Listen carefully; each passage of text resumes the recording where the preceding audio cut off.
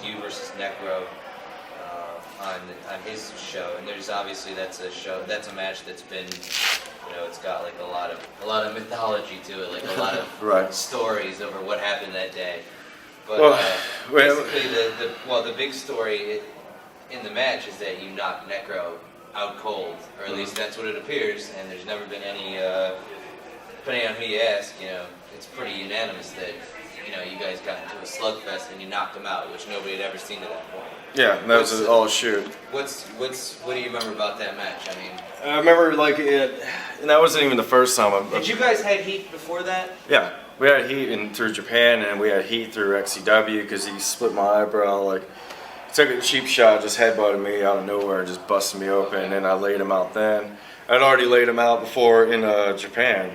Because that was Necro's whole thing. It's like I could beat anybody's ass. I'm like the great white shark of this business. Well, I mean, in fairness, he developed pretty tough reputation. He was a pretty tough guy. He never worked you before, but the thing is, I've been bouncing since I was 17. And people that talk all this shit, it's like they're the ones that can't fight. I'm not saying Necro can't fight. Necro's a tough motherfucker, but it's like, okay, you talk all this shit, and let's see what you got. You and Necro have heat. Everybody knows y'all have heat. So how about you and Necro in the main or semi-main? And he's like, I've come to learn people that have heat in this business make good for DVD sales. So just go out there and fuck shit up. And that's what happened. He swung on me, and I swung back on him and laid him out. And he tried to fire back up, and just started drilling with knees to his head, and he was out. Now, if I would have been a prick, I could have just kicked him right in the head after that was all said and done. But I already proved the point, like, look, you're not going to beat my ass, dude.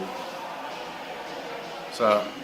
Alright, so. But since everything's water under the bridge, Right, well, I know that everything's cool now. But, so what happened in the match? Had you guys called, like, a spot where you guys were just going to basically start throwing haymakers, or did that just develop as the match went on, or what? It just developed during the match, like when it was going on. Like I said, he just started swinging on me. Like I forearmed him, he forearmed me back, and then he went to punches, and it was just like, I already know what's coming, man. I've seen him do it 1,000 times with different people. Right. And as soon as he started throwing those crazy haymakers, just uppercut him with the left and then hit him with the right. It just popped him up, and boom, and laid him out. Did you feel like if you didn't knock him out, he was going to try to knock you out? He was going to try to hurt me, yeah. Okay.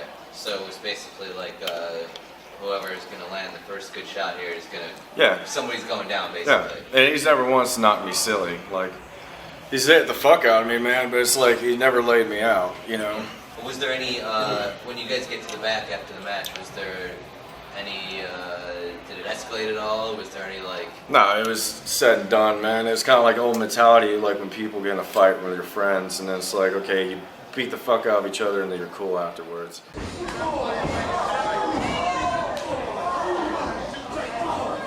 Oh.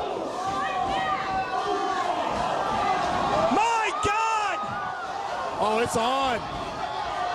Jesus H. Christ! It is on. Necro is losing a punch.